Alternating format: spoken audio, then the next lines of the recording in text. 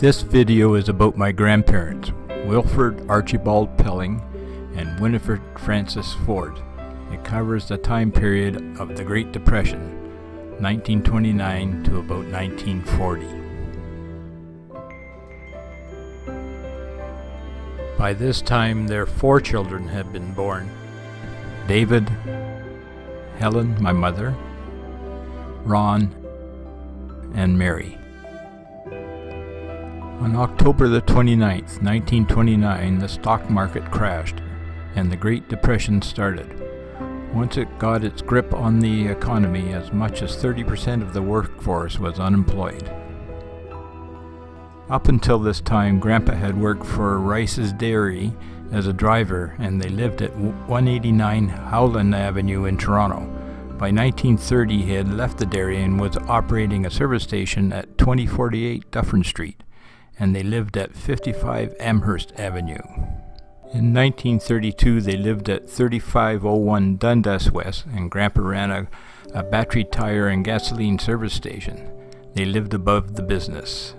By 1933, he was back in the dairy business as a salesman for Acme Farmers Dairy, and their home was at 313 Bartlett Avenue in Toronto. In 1932, the Canadian government passed the Relief Act, which had the goal of allowing suitably qualified families, that is, those on relief, an opportunity to become self-sufficient. Under this scheme, the federal government, provincial governments, and participating municipal governments equally shared the cost of resettlement, up to a total cost of $600 per applicant. On June 24, 1932, Ontario signed an agreement with the federal government to involve Ontario with the appropriate board and committees, etc., set up to administer the scheme. It was called the Relief Settlement Committee and was based in Toronto. It had officials from the railways, federal, and provincial governments on it. The Back to Land movement saw settlers mostly from southern Ontario cities settled in northern Ontario bush and on partly cleared lots, usually close to railways and roads. The scheme was discontinued in 1935 in most cases.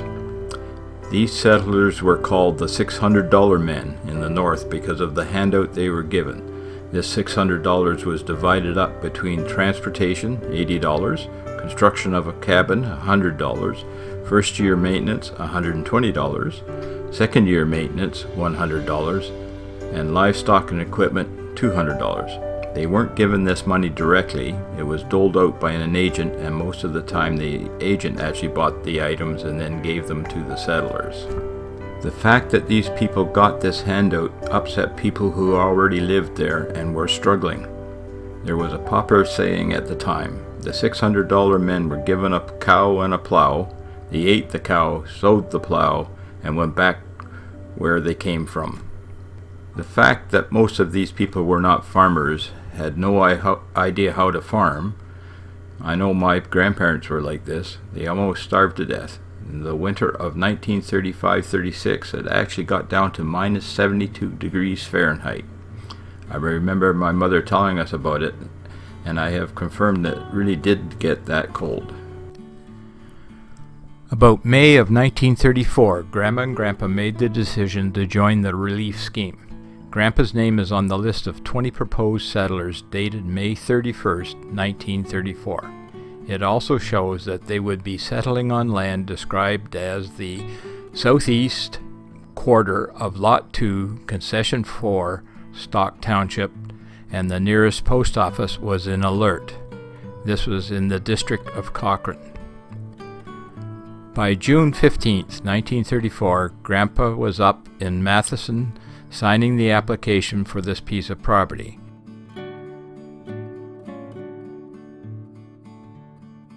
This is the approval of their application. To locate Alert for you, here's a map of Ontario with Toronto at the very bottom and Timmins at the top. A closer view shows Highway 101 runs west from Matheson and Highway 11 to Timmins. The red dot indicates the location of Alert. It took me a long time to find Alert until one day I happened to look in this book, Backroad Map Book, and I found it on page 55. Here you can see the town of Matheson at the junction of Highway 11 and 101.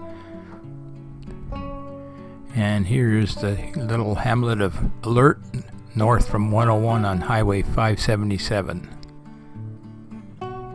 And this is Stock Concession 4, just south of Alert, where they had their property. Here you can see Grandpa's settler's account. This first one shows train fare on July 11th, 1934 of $4.35. I'm assuming that might be for Dave to join Grandpa.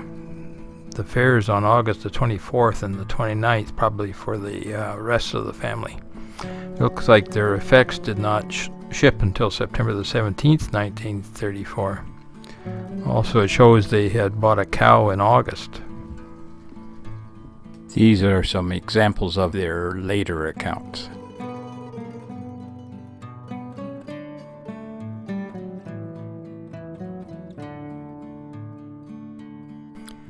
It seems there were biannual inspection reports. In this first one, you can see under the heading of the settler, it says clearance all made by settler, can't see wood, all second growth, some fire killed, presumably from a forest fire, balsam and too small. Under general conditions, it says stock 1 cow, milking okay, 12 quarts, ditch along road not deep enough to dry land.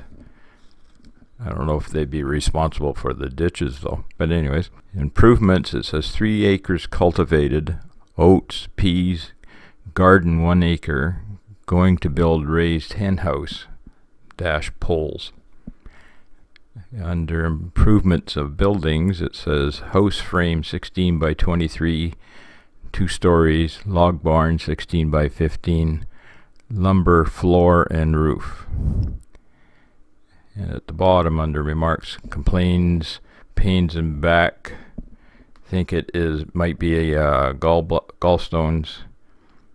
Says local doctor will not look after him without I'm not sure if it says reference or a note, cannot get one. In this next report, it's interesting that the area cleared says only 2 acres, whereas in the previous one he had 3, so I don't know what happened there. Anyways, they got in stock 1 horse, 1 cow, and 7 chickens. And the harvest the present season is 7 bags of potatoes, 165 pounds of cabbage, 1 bag of carrot, and 1 bag of turnips. Milk, butter, and egg production shows none, cow dry, 10 dozen eggs. Farm produce sold says none, but they did sell 3 cords of firewood at $1.50 a cord. In this next report, I think it shows that by this point Grandpa was getting depressed about the whole thing and the futility of trying to grow anything up that far north. Description of the settler, it says useless, miserable, always kicking about something. General conditions not good. Small garden represents all the crop he has this year. Land improvement same as last fall, with the exception that he's got about 1/4 of an acre plowed last fall, but has not done anything with it since. Nothing in building improvements and no recommendations. Remarks, no stock, about 1/2 an acre of garden in poor shape, claims to have 3 bags of potatoes, but could not see this many. In this next report, there's not much difference. Under stock, it says none. The horse died in December of 1935. Doesn't mention anything about the chickens or the cow, so I don't know whatever happened to them. And at the bottom it says no produce sold. On this last inspection report for 1939, it shows that there was nobody there, and they had all left. And he just describes the property and what that Grandpa was one of the ones that cleared it, and the house and so on. It's the same, of course. At the bottom, in the general remarks, the claim of Mr. W.A. Pelling, a relief land settler. I have been informed that Mrs. Pelling was in Toronto. No stock of any kind. This is my mom and her friend Merle Galbraith sitting on the horse, Merle in front. Merle was killed in 1937 when her dad was taking her to school in Iroquois Falls, and they were struck by a train. Her father survived. This is a picture of Ron in front of a farm, but I don't believe it's our Pelling's farm. It probably is one down the road or maybe across the road from them. This is a picture of the homestead of L.D. Geno, another family that lived on the same road as Grandma and Grandpa. In the left there, in the background, you can see a building, and that's the school. He donated the property for it, and the settlers built the school that all the kids went to. This picture, taken in 2011, looking south on Highway 577, is the original town site of Alert. The house on the left is a lady that delivers the mail locally now. The original post office was across the road from there. This is Stock Concession 4, looking west from Highway 577. Grandma and Grandpa's home was about half a kilometer down on the right-hand side. There's no indication at all there was anything there that you can see from the road. It's just all bush. This is Ron's attestation papers when he joined the armed forces in September of 1941, and you can see his address and Grandma and Grandpa's address is put down as RR1 Laurel, Ontario, which is just north of Orangeville.